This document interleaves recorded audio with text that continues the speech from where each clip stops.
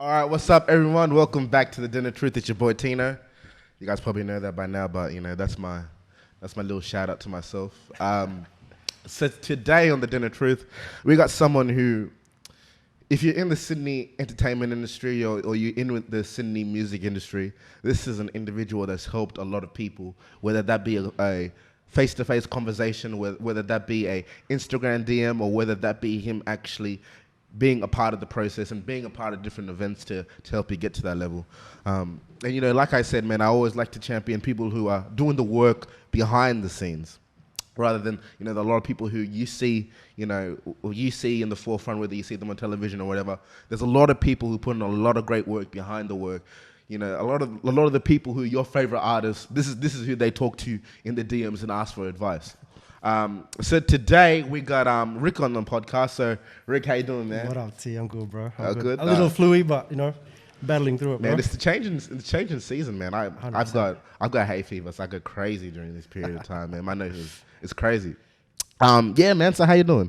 Yeah, I'm good, bro. I'm good. It's been pretty busy, bro. I won't lie. Yeah. I feel a little run down, but it's exciting, bro. The time is now for us. Mm-hmm. There's a buzz in the city amongst a lot of the creatives, especially in Western Sydney. So I feel a lot of us are really motivated to work. You know? And I've seen the work you've been doing as well, especially the progression of the time period. Whether that been starting from the area movement that is gonna have a lot of things coming out very, very shortly, coming from helping different artists, managing different artists, whether that be Onefour and all the different artists that you take care of. So I've definitely seen the process. So look, I wanna start from the beginning, because what I wanna highlight is how you got to this stage now where you're actually now starting to make moves that you've planned to do. Yeah. Right. So we're gonna start all the way from the beginning and get that process down for the people. So I think first, one of the things that I wanted to talk about was, were you always within the music entertainment industry, or where did you start working? So where were you when you were like 21? Man, no, I wasn't always around music in terms of work. I was always passionate about it. I grew up in a very musical home. My father wanted to be a musician. He was a church band leader at our church. And when he came to Australia in the 60s, there were a lot of Indonesian people here who had come, left their families and, were here for the first time, and they didn't have a community. So my dad used music as a way to build community. And we were at church, but there were also majority of Indonesians are Muslim. Yeah. So it was just a way for all Indonesians to get together and not feel homesick. Yeah. You know what I mean? So we would, every Sunday, Saturday, would be at someone's house. My dad would have a guitar in his hand. So I just grew up with that, and my dad wanted to name me Elvis Presley after his favorite artist. I ended up getting named after his favorite country singer, Ricky Nelson. Oh, Dad. He just love music. When I think about it, my late father, he set me on that path. When I was at school, all my friends were musical. Where'd you grow up? I grew up in Canterbury, bro. Okay. Canterbury area, Canterbury, Marrickville. Back when it was that was Western Sydney back then. Yeah, now it's inner West. No, that's inner West. It's it's bougie now, you know what I mean? But it's gentrified as hell. Oh, hard. But yeah, I grew up in that area, and then I think after high school, I went into hospitality. That's right. I took a course in hospitality management. Yeah. And then I ended up becoming. I worked at 21. I was 21. I was in hotels, bro. Yeah. I was in hospitality, working in food and beverage. I had no idea what I wanted to do with life.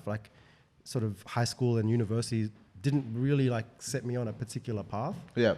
I think the reason I chose hospitality is because the Sydney Olympics. Oh, that was in 2000 at that time? Yeah. And I was that was on my 21st, around when I was 21. I was I want to work in the Olympics. Yeah. And then when the Olympics came through, I met all these different people from around the world. I was I want to travel. Yeah. I need to get out of here. You see the world. Yeah, I came to Australia in 2000. That's crazy. I came to Australia. The first day I came was actually January 1st, 2000. I came. Trying to make me feel old, bro. You're exposing me, bro. But yeah, sorry, keep going. So 21, I think after the Olympics, is when I realized, yo, like, all right, cool. Like, this hospitality thing is cool, but it's not taking me anywhere. Like, I'm gonna be stuck serving tables and stuff.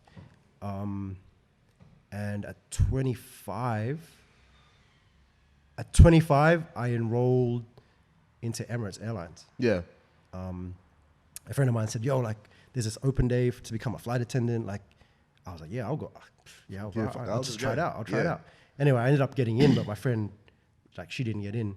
And at 25, I left Australia.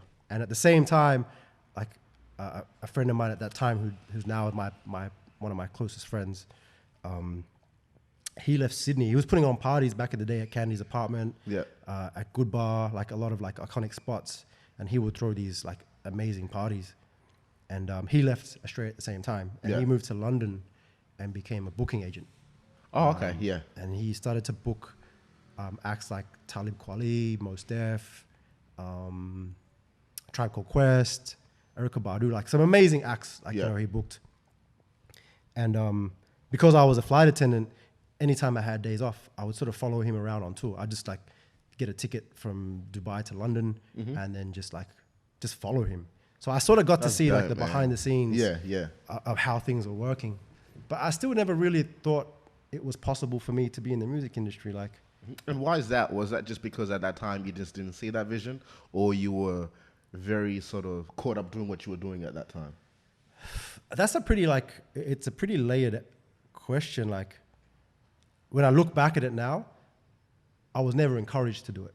Like, coming from immigrant parents, they don't want you to do music. Like, that's the last thing on their mind. They're like, yo, you need to be like a GM of a hotel, or like be a doctor or a lawyer, especially like Asian parents, you know what I mean? They're like, yo, music? What the hell is that? You know? And my dad, like, he didn't pursue it. He had to sacrifice his music to make a living, you know what I mean? That's crazy.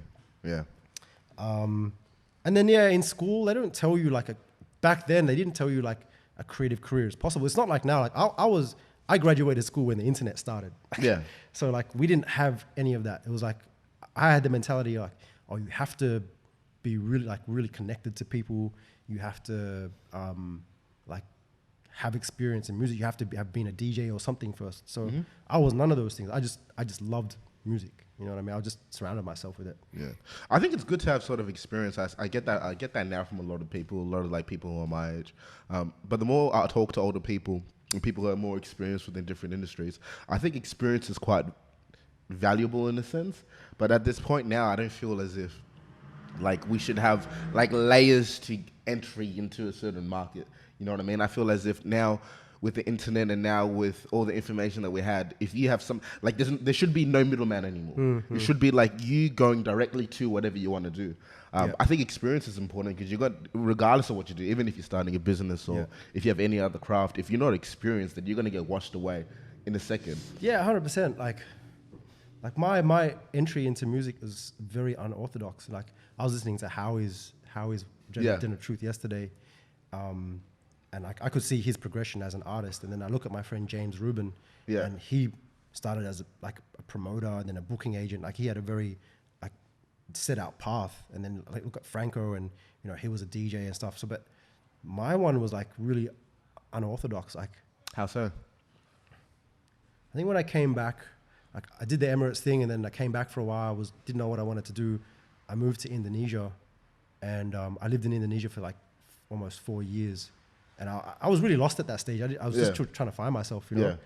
And a friend of mine, Razi, he was like a massive hip hop, like sort of backpack head, like you know, into the underground stuff. But he was into like digital marketing, really big on the tech side. And he put me onto like a few different like digital marketing like speakers. Like he put me onto like Seth Godin, into oh man, like these names escape me, but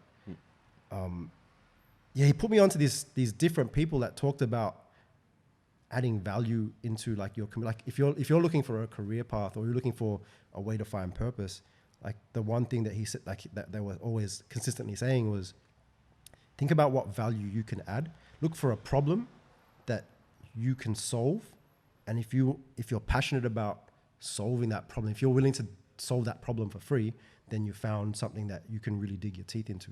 And I was like, man, like, okay, cool. Like, I think that's it. Like, I think that's why I feel so lost.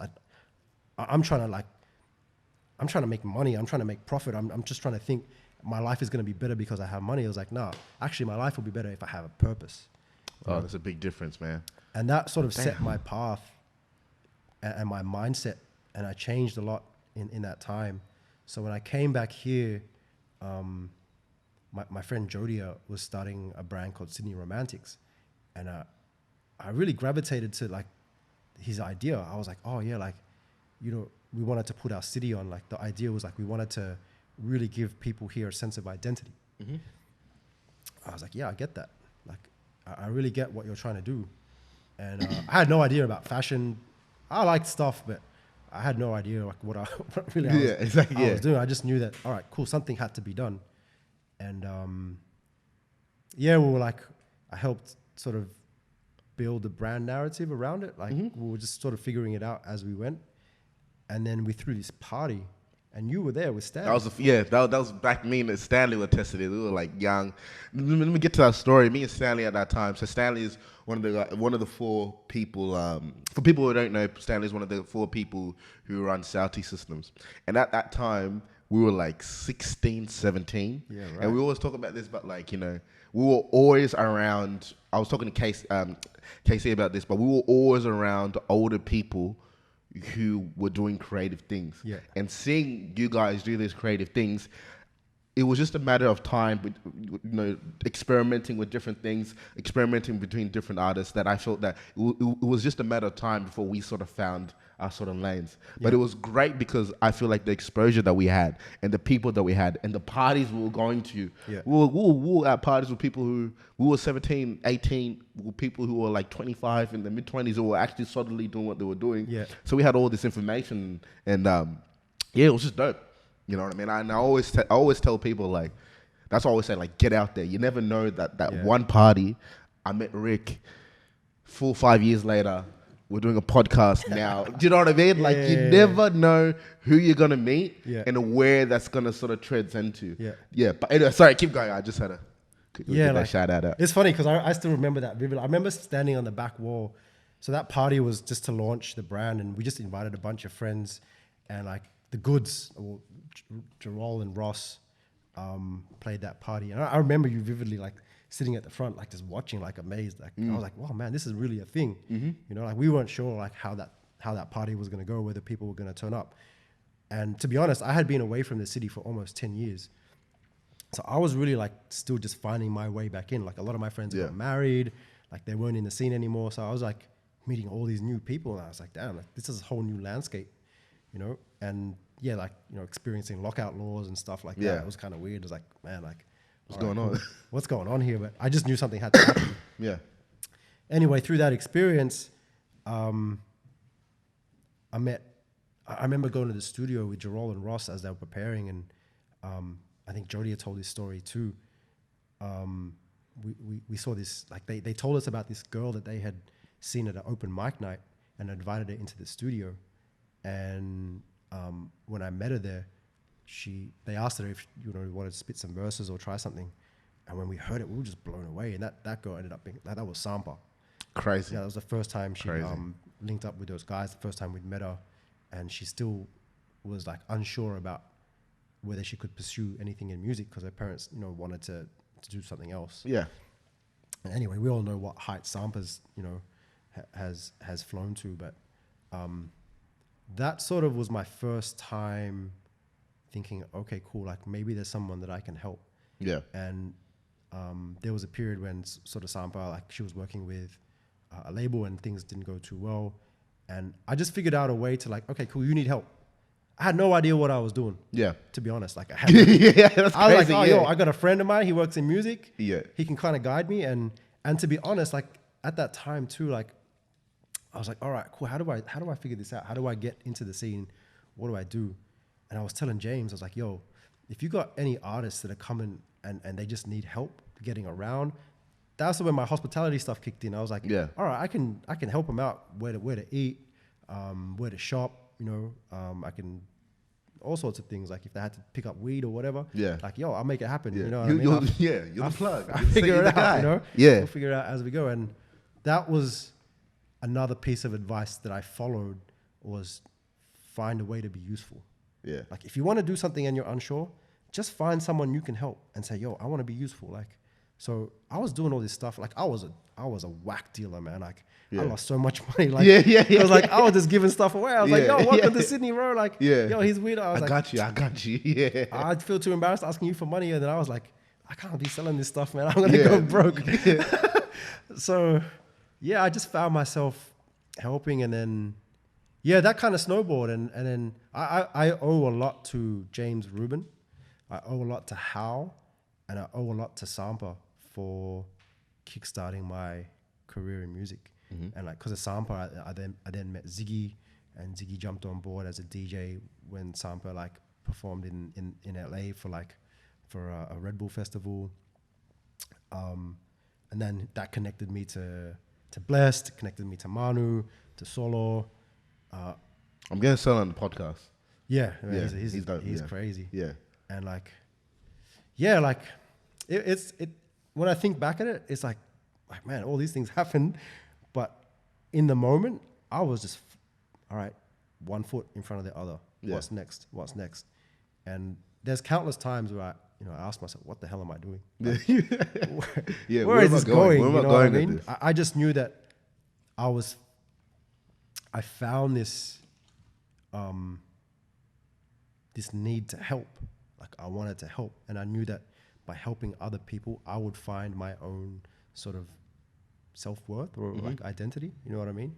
And then after all that, a friend of mine, Mike Hu, if you don't know who Mike Hu is, like, you got to look him up. He's a don, like one of the most amazing DJs this city's ever seen. An extensive like encyclopedia of music, like from like golden age hip hop all the way through to like, Brazilian funk, and like everyone who knows Mike knows like this guy is a G. He knows, yeah. Anyway, he was working for FBI Radio, and he said like, yo, we've got this program, like we want to do a outreach program to Western Sydney. Yeah. And he introduced me to the team at FBI Radio. A good friend, like someone who's like now a dear friend, Claire Holland, like she mentored me into how to build this program, which we ended up being a program called Tracks. Yeah. I remember that. Yeah. And the idea was like, they wanted to do this party, but I was like, yo, like, I think what Western Sydney needs just first is for people to come out, talk to young people in Western Sydney who are looking possibly at a career in music, and let them see their potential. Yeah. Like first and foremost, it's a confidence thing. It's like, yo, like, so I remember it was B-Wise, Ziyi, Hal, Travis Banco from Laneway, Amelia from FBI, who am I forgetting? Like, they came as a panel. Yep.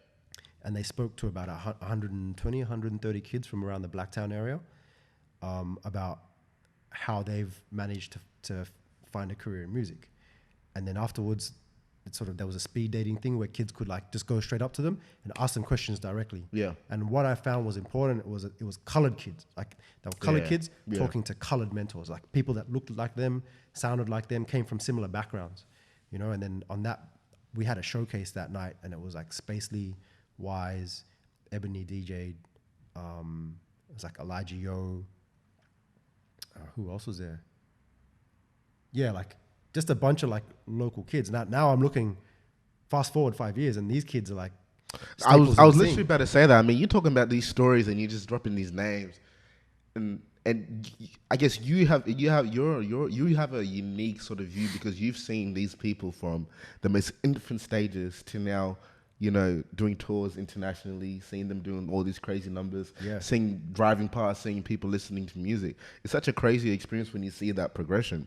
And I think where a lot of people get lost in the source, just to get back to what you're talking about, was, I think especially like, young people from about 20 to about 26, is that you're chasing the dollar, man. Like I've noticed even with my friends, you do everything to chase the dollar, but you don't realize that you know, finding something that, like you said, something that you can actually add value to, or finding something that you could do for 14 hours a day for free, that could probably benefit you in the long term rather than trying to get short term sort of goals. Yeah. And I think for me personally, that's what's changed my perspective. And I realized that I had to have a real conversation with myself and realize, okay, so where exactly in this world do I add value? At the current moment, I'm not adding value to anything. I just have a university degree, and I'm going to different jobs, and I'm acting like I'm adding value, but I'm not necessarily adding the value that I can. So what are the things that I like? Okay, so I'm more towards entertainment and music. What are my talents? I talk a lot. So yeah, so where can I add value? And at that time, because I think I told this story, but I was working at CBA straight out of uni. It was a really good job, great environment, and especially for my age, I think I was doing pretty good.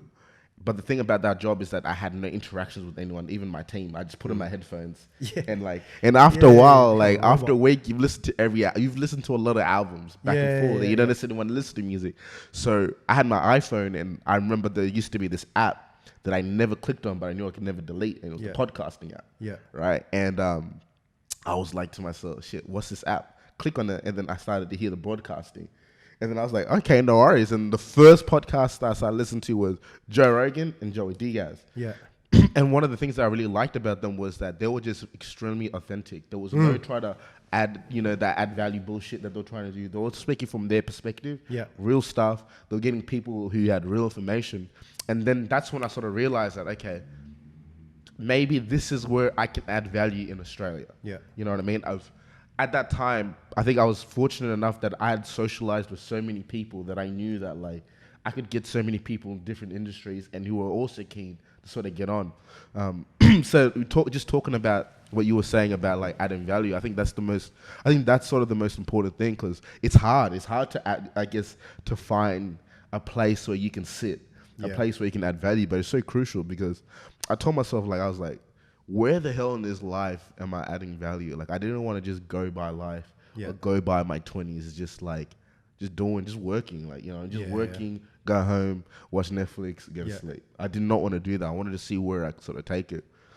And I was talking to one of my homies. I was talking to my sister because I started the podcast.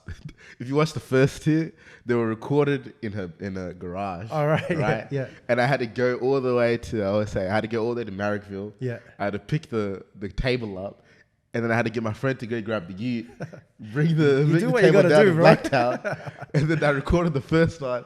And I just sometimes I look at that shit and I cringe. But now I'm here. Hey, that's important, but that's really important because, like, in a creative profession, like, there really isn't. I mean, there are rules, but you've got to be willing to fail. Like, and this is the advice I give so many people: is like, if you're going to get into this, like, accept failure as a part of your growth. Yeah. Like, fail fast, but get up, keep going. A lot of the time, like, we worry about, like, I know this personally because it happened to, like, I suffered from this. I used to always worry, like, yo, what are my parents going to think? Like, what do my friends think of me, man? Like, I'm just, like, going the opposite way. All my friends are getting married, having kids. And, like, I'm still out here, like, curious about, like, what young people are into. Like, does that mean, like, I just don't want to grow up? Or, like, you know what I mean? Like, I need to be taking, like, my life more serious. Like, but, like, this is serious to me. Like, helping people find their potential was always, like, I always wanted that. Like, Hal mentioned that. Like, it was like, be the person that you needed when you were younger. And that's a good point. Like, I always thought, like, yeah, man, like, like, going back to high school, I remember this one moment in my life. I was in year 7, and a teacher named Shane Millard, he was like a coach for St. George, Jersey Flegg, like, for a rugby league team. But he loved, like, he was married to a Fijian lady, and he had this passion for, like, the young Islander boys, like, he would always, like, all the troublemaker kids and stuff, he would just give them, like, this extra bit of attention, like, and everyone really respected him because he was just a stand-up guy, man of his word, and he would always he wouldn't berate us or scold us. He would explain things to us and say, like, you've got to try things this way. Anyway, one day at, like, school presentation day, like, everyone was getting their awards for, like best basketball player, best rugby player, best this, best that, and, like, I was just sitting there, like, really shy kid, kind of quiet. And he was like, I want to give an award I don't usually give, but it's to Ricky. And I think this guy is going to be a future leader. Like, he's going to be school captain. And that moment in my life, it instilled this confidence in myself that stuck with me for life. Like, after that point, anything that I sort of set my mind to, I was like, yo, I can do this. Yeah. Because he said that to me. That's crazy. And that really stuck with me. And I was like, you know what? Like, you might meet someone in your life, and if you give them just a bit of time, you don't know what kind of profound effect you might have on most them. definitely, man. Most definitely. You know what I mean? And all the people that I grew up admiring, like, and looking up to, had that quality about them. They would just stop and say, hey, I see you. Like, I see what your potential is, and you should go. I believe in you, you know? And that was enough just to get it going, like to start the spark in their head. And I saw it like myself at tracks. Like there's a shout outs to Malika. Like, she's now like in FBI radio. She came like this, you know, starry-eyed kid, just wanted to know more. And you give them that just bit of a push, and boom, like they're off, you know, unstoppable. And I see that about all these artists in Sydney. You just give them that bit of time and say, hey, I see you. Like, I see what you're doing. Here's a bit of advice. Try it this way, you know? And that goes so far. Yeah, that guidance is crazy. I mean, I remember, if you can take this in two ways, but I remember in year 9, we had a tryout for like a basketball team in year 9. And I used to live across the road from a park. It was a crazy park, had a basketball court and everything. Now, I was there every day, bro. I was shooting. I was there shooting. Hoop dreams, bro. I was doing these layups, man. If y'all know me, I used to go home. I used to be in this court an hour, man. And after that session, I used to run around the oval. Right? So let's say this. So after who were you trying to be like? Who was the guy in your imagination? Okay, man. The first team that I got onto was my cousin used to like Boston. Yeah. So I was a big Ray Allen fan. I was that generation where So that's when I started watching basketball. So I was a big Ray Allen fan. So I had that shot, right? Anyway, so I tried out for the FCS basketball team, right? And I don't want to sound like a hater. All right, because I've accepted the situation, so I'm not sounding like a hater. But someone got into the team that I feel like I was better than, and I'm gonna give it 100. If you're watching this and you went to Pats, y'all know what I'm talking about. Right? You held on to that for a long time. Yeah, I've been holding that for a minute. Anyways, so you know how they did back in high school? They put the list of the on Tuesday. We're announcing the people who made the list. So Tuesday morning, you see me, I'm running, bro. I'm running. I look at the list, I'm looking. My name ain't there, bro. I see the coach. He walks past and I go, yo, dog, I don't see my name up there. And he goes, yeah, sorry, maybe next year. And dog, I remember after that moment, it made me realize that sometimes, man, some shit just ain't made for you. You know what I mean? In the best way possible. 100%. But if you apply yourself 100%, that something could have came out of that. Because what came out of that was the energy that I used playing basketball. I transferred that to energy I used studying for 11 and 12. And that drive and that energy and the consistency that I had after the HSC, like a lot of teachers would tell me, they were like, man, I never saw this potential in you in junior years. What happened? I just knew myself. I knew from that age that no matter what I do, if I can have the same consistency as myself shooting hoops and running that lap, if I did that in whatever I did, I could eventually get to where I wanted to be. And that opened up so many opportunities for me. You know what? But I still should have made that team, though. Staying on that basketball analogy, like I was the same sort of like high school through to university. I was trying to make state league teams. I was trying to play like youth league and stuff like that. And I was barely there, but like I could always like find a way to squeeze in. But I was like, Yeah.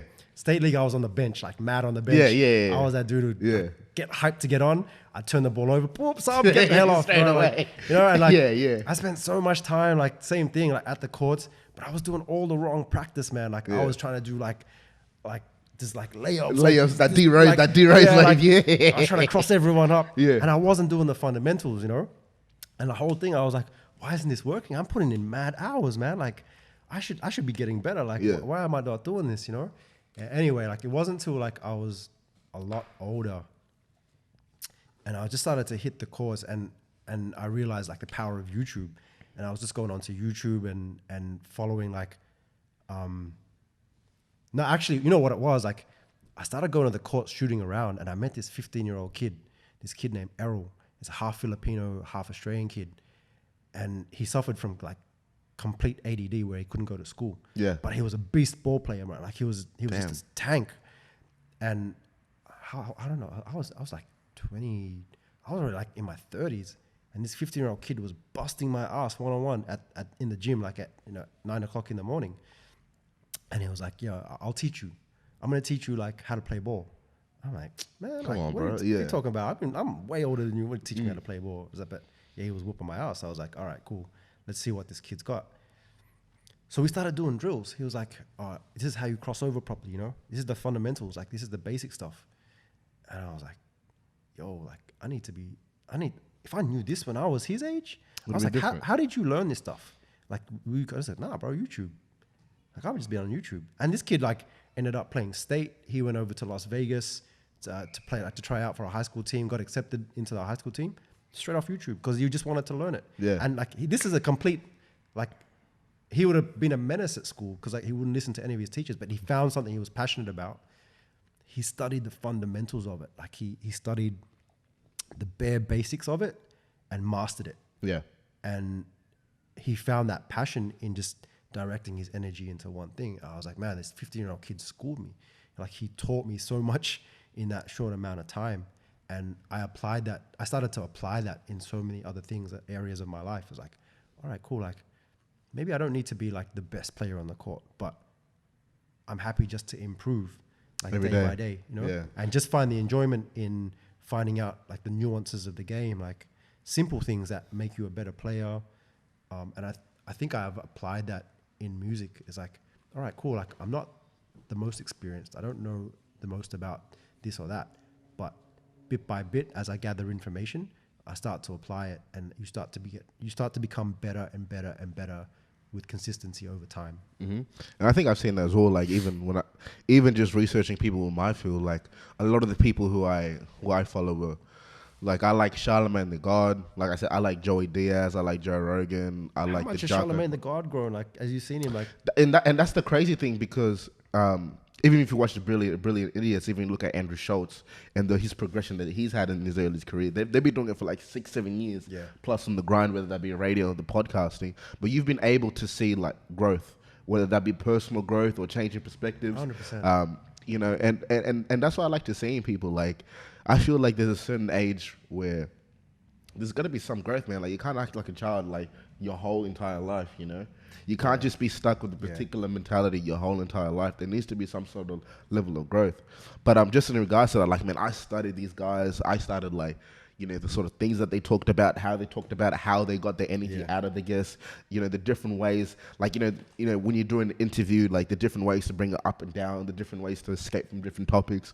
So I just really studied on, like, I watched so many interviews, man. Like, if you watch my YouTube hours, like, it's just crazy because I'm the type of person, like, I know a lot of people who, they watch like YouTube videos or podcasts for like 10, 15 minutes. Yeah, bro, I watch the full thing. Bro. I will sit down and watch like 2 hours of a podcast. Yeah. Because I like to see like the progression of it. I like to see where the conversation starts, the climax, when it starts to go down the different phases. Yeah, interviewing is an art form, man. It's such Almost, an art form. and I didn't appreciate that. Like now, I have such a deeper appreciation for people who like even like people do late night shows. Like that shit's difficult. Like if you're doing that every day in day out, improvising, you know, going off the crowd, because you never know what the guests will say. Like you could be on here right now, and you could just start going crazy, and I have to be able to sort of calm that situation down. And I've seen interviews where like people, they just don't know how to do it. Who's your favorite, bro? Who's your favorite like interviewer? Like who's Interviewer?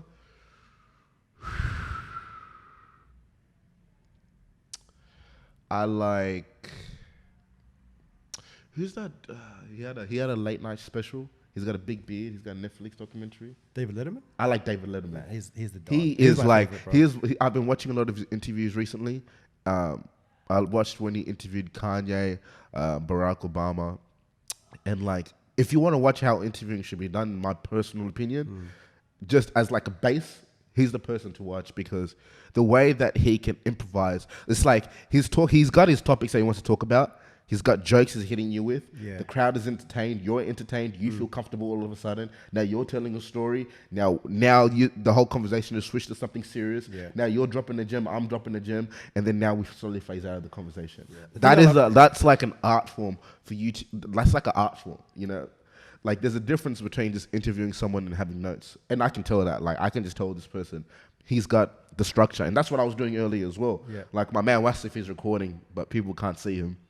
He told me he was like, he's like, one of the things where you can improve in is that like you got good information, you talk about good things, but don't worry about the notes anymore. And that's why I completely strapped. Like, Yeah, 100%. I've got like topics I want to talk about, but like just in general, I don't have any notes. Yeah. So this conversation is exactly how it is, and I feel a lot more comfortable. I feel like a lot of people have been gravitated to the conversation because one thing I also realize is that like people don't want to hear that shit too. Like all that stuff with an interviewer and someone who they're interviewing, them being beyond the person, that's dead. Like it's even in politics now. You see, it's dead. People want you to walk with them.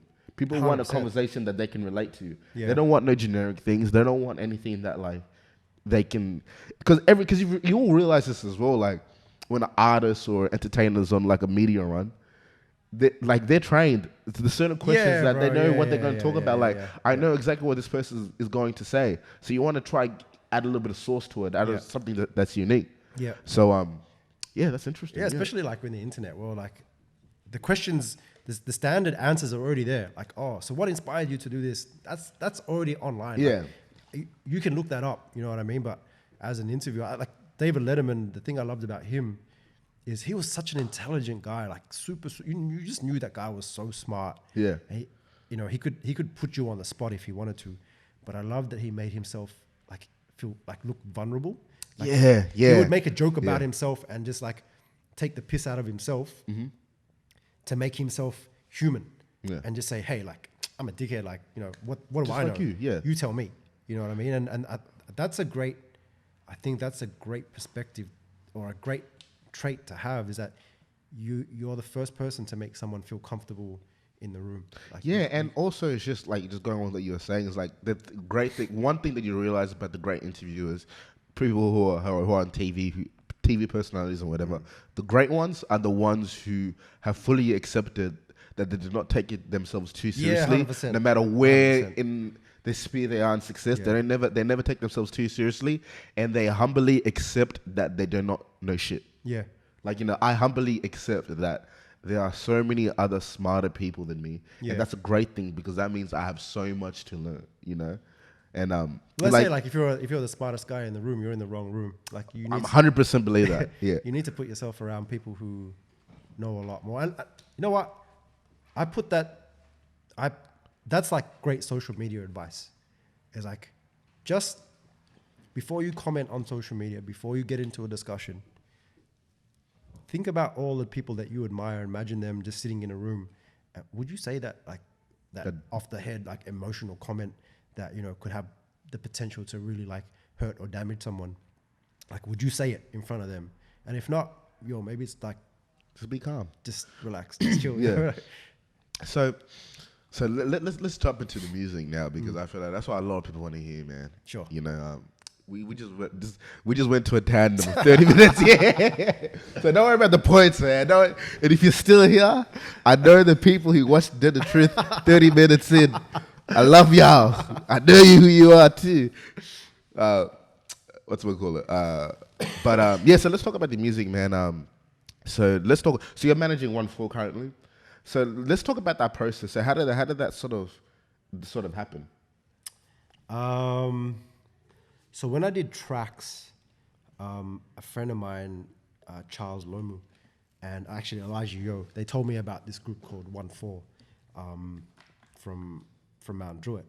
And when I looked at the video, it was like really, really raw, but they already had like 100,000 views. And like I was looking at like artists that I really loved from Sydney, and like, you know, to get 100,000 views, it was like, that was a mission. Like that's difficult. That was difficult. And anyway, like Charles Lomu, a guy named, used to go by the name of 6 Pound, he brought the producer Manu Hollaback Beats to Tracks, and he introduced us. Like he introduced him to How, and we sort of never heard from them for a while. And then November last year, How had a meeting with them, and they got into the studio, and How asked me to come into the studio and just hang out with them and solo and stuff. And Solo is everywhere, man. So to cut you off, Solo is everywhere. Solo is the G. Like, yeah. He's such a wizard. Like him and Willstar, like one of my favorite. Like just if I just sit in the studio with them too, like I'm happy, you know. Yeah. But anyway, like how we started to work with them on tracks, and at that time I had been working with just behind the scenes helping Ziyi with Laroi, and so I was learning a lot, you know, in that time, and sort of like just seeing how new they were to the whole idea of being in a studio, and just offering the same things like, hey, like we're just here to help. Like we don't have all the answers, we don't know everything, but we see the talent and the things that you're doing differently. The thing is, like, they were one of the first Pacific Islander groups to just rap in their own accent, like just, Yeah. you know.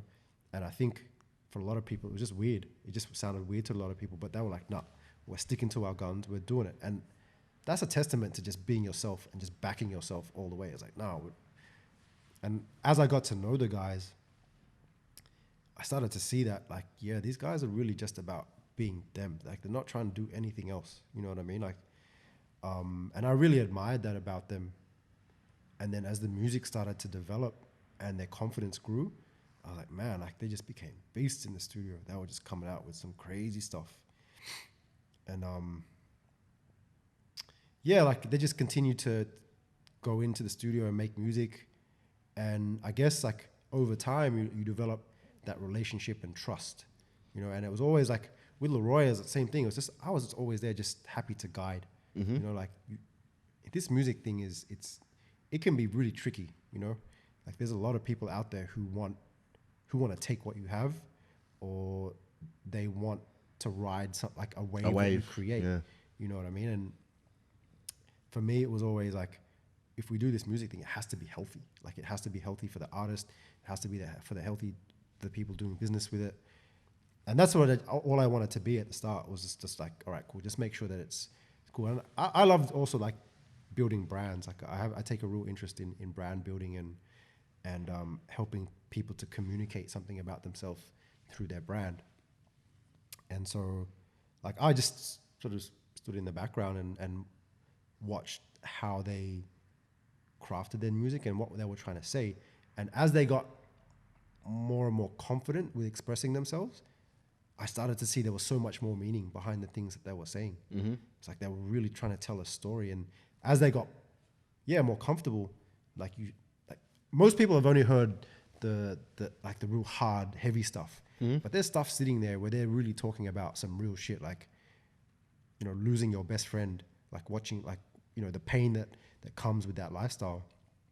The way they express that is so raw. Mm-hmm. It's so like anyone who's been through something tough can relate and say, oh man, like, yeah, I understand that loss, that pain, that frustration. Mm-hmm. You know what I mean? And I think what's crazy about them is that, like you said, I think it's a lot of that relatability.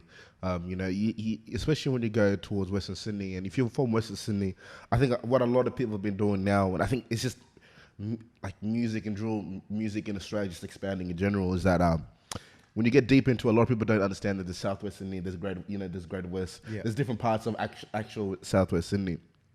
But one thing that I think that Onefour, you know, has done well is that a lot of the stuff that they talk about is really relatable to a lot of people, especially from the area. Like a lot of the stories, a lot of the struggles, a lot of the issues people are facing, whether that be through the law and growing up in, you know, certain types of environments. A lot of people can relate to that. You know, when like I just told you, I just think that one thing that I've noticed, which has been great, which is not just only Onefour, but a lot of the other Australian artists and a lot of what they've done, whether that be BYs or Sampa, is that it's really gave a lot of people like avenues and a lot of people from the area. Because growing up in the area, like I grew up in Fairfield, like Caramata. I did not see a lot of people pursuing music, like until maybe like 3 years ago. Like straight up, like I straight up. And now like I'm on Instagram now, and like some of my younger homies, they're just sending me music. They're just sending me like artists. They're just sending me like kids from the area. I'm like, bro, I knew this kid. Like this kid used to go to my school. Or I knew these young boys, like they're from the area. I knew they're from here. They're from there. Like there's just so much more music, and the quality of it's really increasing. It's getting better and better. So like, I just think I think it's just a dope thing. I think that now, I think one thing that who told me this? I think you're the one who told me this, but you told me earlier, like before I started this podcast, that one of the things about music and entertainment is that it's not always just the artist. 100%. Like it's not just always just the music.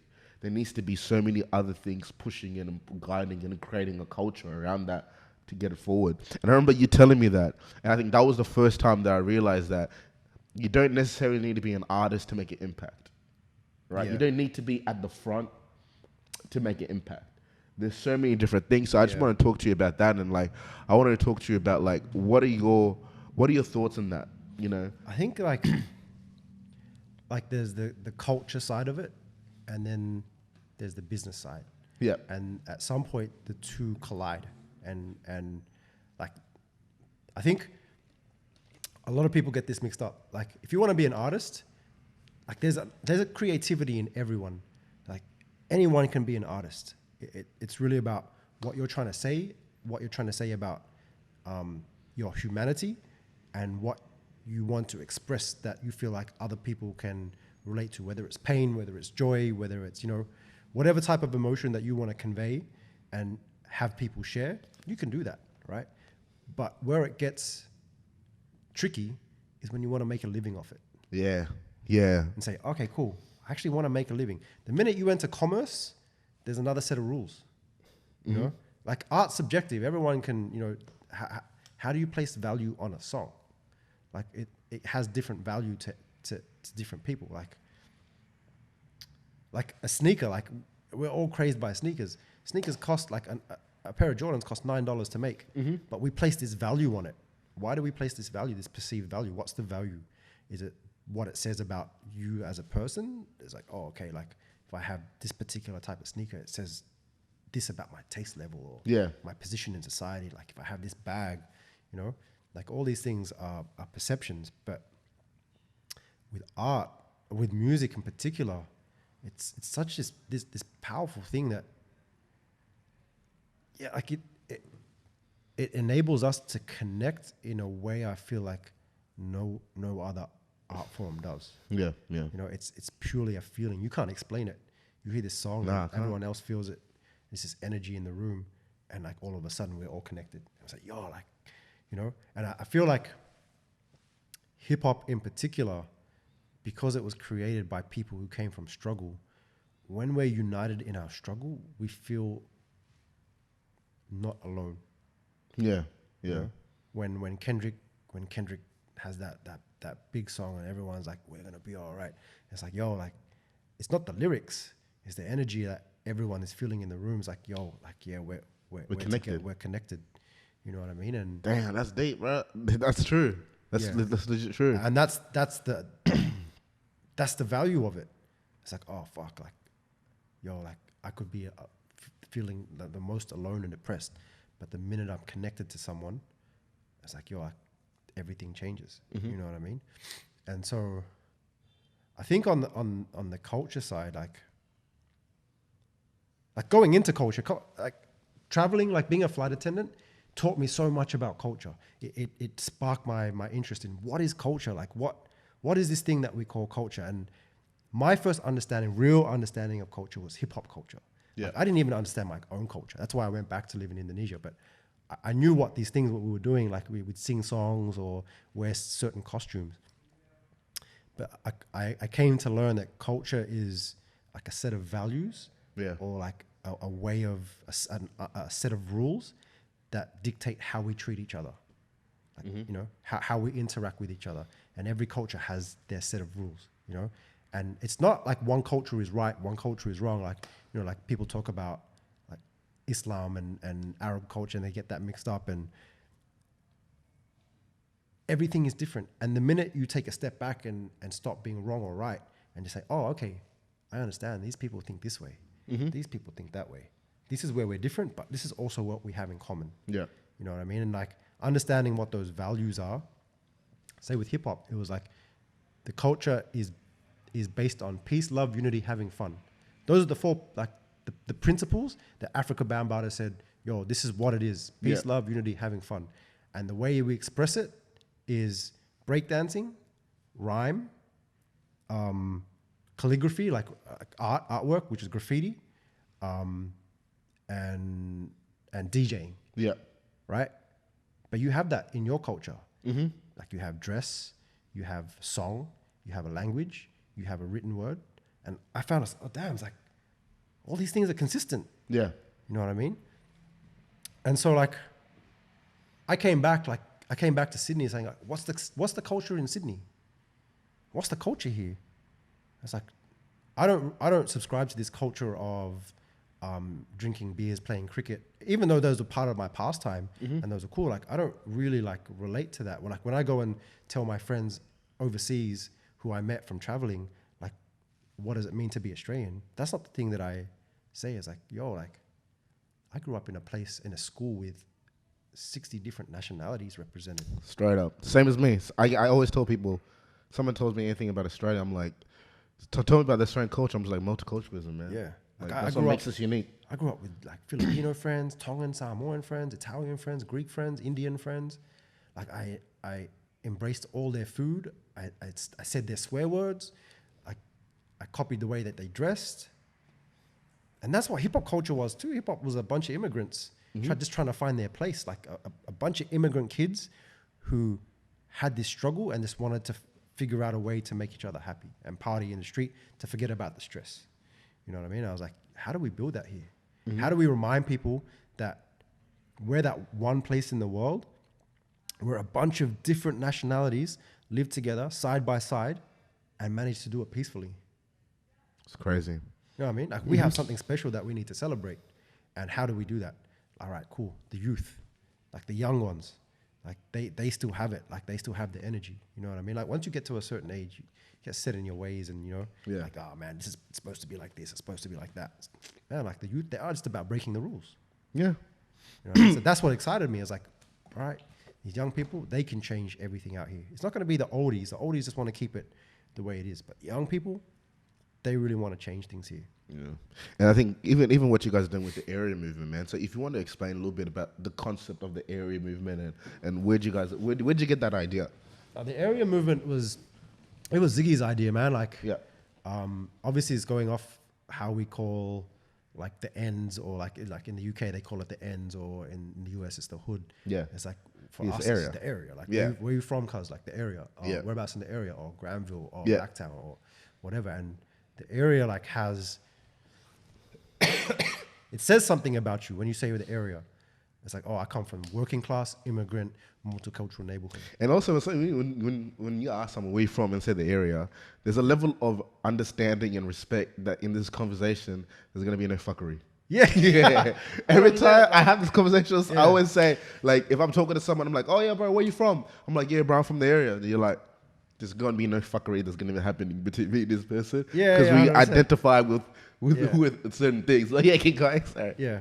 So I guess with the area movement, we recognized first of all that there was so much talent in Western Sydney, but what was most needed was an audience for that talent. Yeah. We wanted to cultivate and nurture an audience that would be willing to go pay, you know, whatever X amount of dollars to see Drake, but would also drop that same money to see a B-Wise, a Hooligan Hefts, a Onefour, you know. And it was about, yeah, just having that audience there that really wanted to support local artists. Yeah. Now, we could build as many local artists as we want and develop them, but without the passion from home supporting them, it was never going to be a culture. Yeah. You know what I mean? And a big part of what we aim to build with the area movement is say, hey, there's a legitimate culture here made up of sampled many different cultures Yep. that created one. And it was something that we could really be proud of and push out to the rest of the world and say, hey, we're Australian. You didn't know this, but we're here, you know? And we're creating this new identity that's inclusive of everyone. Yeah. You know what I mean? Because for so long, like, Western Sydney was like just thought of as like, you know, this dump with like, you know, there was nothing out there. There's nothing out there. There's nothing to do out here. There's amazing food. There's amazing people out here. It's like, it's funny, like when people from Sydney will spend thousands of dollars, you know, to go out to like Vietnam and go, oh man, the food's amazing out there. I was like, bro, it's You're Cabramatta, bro. $4.50. Yeah, just do Cabramatta, bro. Yeah. It's so good, bro. Yeah. Like, you know, you're transported. Like, Yeah. you know, you didn't have to fly 8 hours to get there. It's literally like a 45-minute train ride away. Yeah. You know? It's like, it's not this scary place. Like, there was one time it was like, it was nuts, but They're starting to gentrify Cabramatta. Yeah. They're starting to make it a lot more touristy, I guess. Adding a lot more restaurants, a lot more modern cafes, a lot more apartments out there. So I definitely understand what you mean. But going even to that, like, I mean, growing up, there was never shit happening in Western Sydney. Even though that's where all the energy was, and that's where the population was, and you could see people had that sort of thirst to have something there. Because people in Western Sydney, one thing that they do, man, they love supporting, and I'm guilty of this as well. Like growing up, I love to support everything besides Australian musicians. Yeah. But now I understand the value of supporting the Australian musicians and even like the reception, like even if you look at some of my friends who they're from the area and they would have never followed what the area movement was. They would have never caught of what it was. And then I would have some of them asking me about it, like, you know, have you seen this and stuff? And it's just like you see where these things are reaching, and you see the sort of change. I mean, one of the biggest changes, like going to a friend's house and, you know, and someone's playing something Australian. And I'm just like, what on earth is going on? Like the last 2 years it's like starting to seep through. I think it'll still take a little bit of while, but it's starting to seep through. And I think like of having events like what you guys are doing in the area movement is so important because people need to go and see. Like people need to have something excited to have. And I think even within Parramatta, I think Parramatta, you could probably say it's probably the center point of Western Sydney. Yeah, 100%. That's probably the CBD. It's the CBD, or Western Sydney. It's the Having gathering things point. there, I've always said for years, I'm like, bro, like we need some events out in Parramatta. Parramatta has everything. Yeah. It's got like, it's like the center point for so many different people. Yeah, it is a hub. Yeah.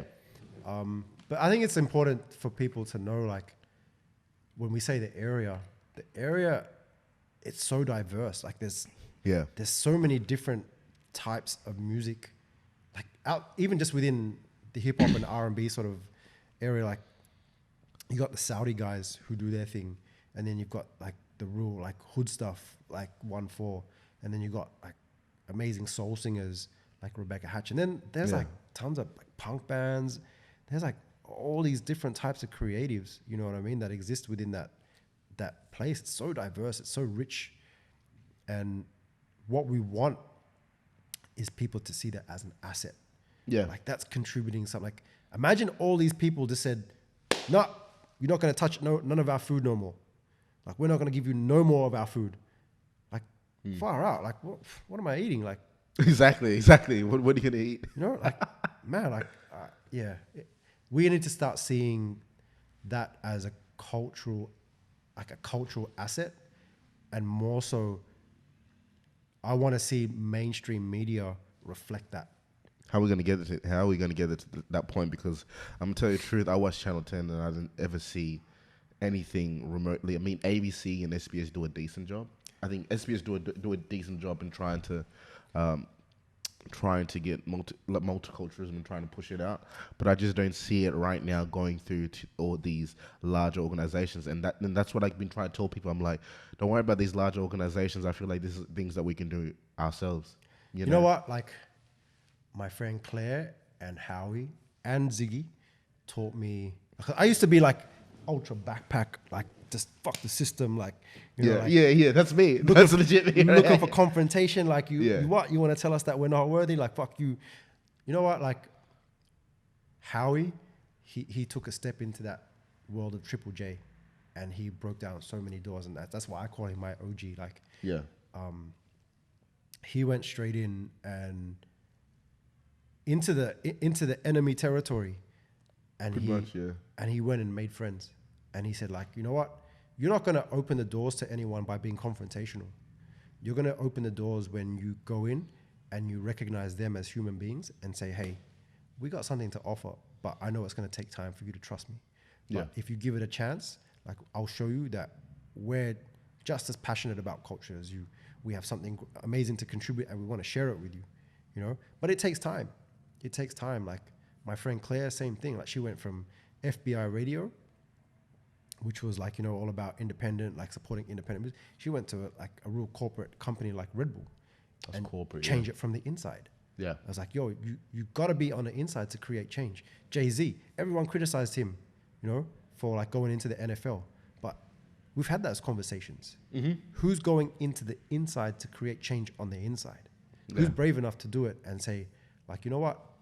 I'm going to go in and try to do like my bit to change the mindset. Not by being an asshole, but by showing them that, hey, like, we're not as scary as you think. Yeah, and that's why I like that as well, especially working in the corporate environment for the majority of the time. You realize, like, sometimes I'll go to a workplace and there's one black guy, but literally that one black guy has set up a path for me to 100%. Actually get that job, for people to feel comfortable hiring me and not thinking that I might not be able to do the job. He has already been that trailblazer. So I definitely get what you mean. Like, you need someone to go in the inside. Yeah. Make people feel comfortable. Ziyi's done that with like Parramatta Lanes now, like that event, the area event. Yeah. Like Aaron at Parramatta Council, you know, really loved what we were doing and wanted to champion it. And were they receptive? Like, were they 100%? Like, they were like, yo, like, we need this. But that's years of building a relationship and saying, hey, we're trustworthy. Hey, we're doing this for a bigger cause than ourselves. Like, it's not about the profit. It's about what we can leave behind, you know, like for a next generation of creatives. And there's so many amazing people doing that. Like, and like, you know what? Shout outs to all the managers out there who are grinding, like Carl Perez, who works as like Sampa's manager. Like if you guys have listened to that album, that's phenomenal. It's crazy. You know what I mean? Like, and to look at the rollout, look at like how they're celebrating in Melbourne. Like, props to those guys who like build those bridges and get people who generally like who maybe wouldn't have given us a chance before, but have like opened up. And like, it takes a lot of those kind of people to persevere. Yeah. They take a lot of no's. They take a lot of rejection. They take a lot of ridicule and people laughing at them, but they believe in it so hard that they're willing to go like that extra mile each time. Like, you know. Well, look, Rick, we gotta close this up, man. I really appreciate you coming on. I think it was a great episode. I think a lot of people gained a lot of good information about it. Looking forward to seeing the development of Onefour and Rebecca Hatch and seeing what she has installed in those artists. I'm looking forward to seeing the area movement because it's like crucial. We need more of these events out towards Western Sydney, just for the people, just for the culture. But yeah, let's close this up. Appreciate everyone for watching. Shout out to all the people who made it through 1 hour deep. I know who you are because I know you talk about it when you see me. I made it through 1 hour deep. Don't forget to like and subscribe. And peace. Thank you very much.